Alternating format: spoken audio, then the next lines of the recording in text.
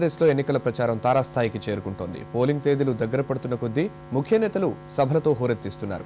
ఇంతవరకు ఒంటరిగానే ఉన్న పలు పార్టీలు ఇక పొత్తుల కోసం ప్రయత్నిస్తున్నాయి. ఓటర్లకు గాలం వేసేందుకు గుట్టుచప్పుడు కాకుండా ప్రలోభాల పర్వం సాగుతోంది. అసెంబ్లీ ఎన్నికలు జరుగుతున్న 5 రాష్ట్రాల్లో కీలకమైన ఉత్తరప్రదేశ్లో ఇప్పటికే ప్రచార పర్వం జోరుగా సాగుతుండగా సభలు సమావేశాలతో వాతావరణాన్ని మరింత వేడెక్కించేందుకు తీవ్ర కసరత్తు సాగుతోంది.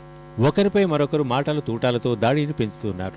గాంధీ కుటుంబాన్ని ప్రధాన ప్రచారాస్త్రంగా భావిస్తున్న కాంగ్రెస్ తాజాగా విడుదల చేసిన 40 మంది ప్రచారకుల జాబితాలో సోనియా, రాహుల్తో పాటు ప్రియాంక పేరును చేర్చింది.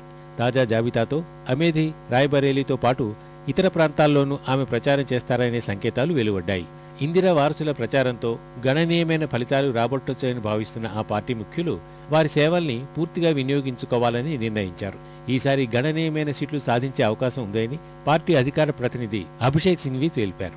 In Uttar Pradesh, it is but obvious that Shri Rahul Gandhi's leadership has created utter frustration, confusion in the parties opposing us, especially the 3 major parties opposing us in UP.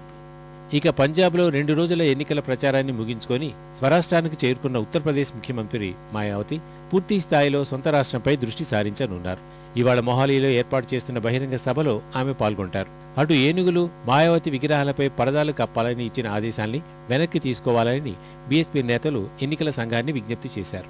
మరోవైపు బెంగాల్లో సత్తా చాటిన తృణమూల్ కాంగ్రెస్ ఉత్తరప్రదేశ్లోనూ బలమైన పార్టీగా ఎదిగేందుకు కసరత్తు చేస్తోంది. మాజీ ఎమ్మెల్యేలు, వివిధ పార్టీల నుంచి బయటకొచ్చిన ముఖ్య నేతలకు సీట్లు కేటాయించిన ఆ పార్టీ జేడీయూతో పొత్తు కోసం ప్రయత్నిస్తోంది.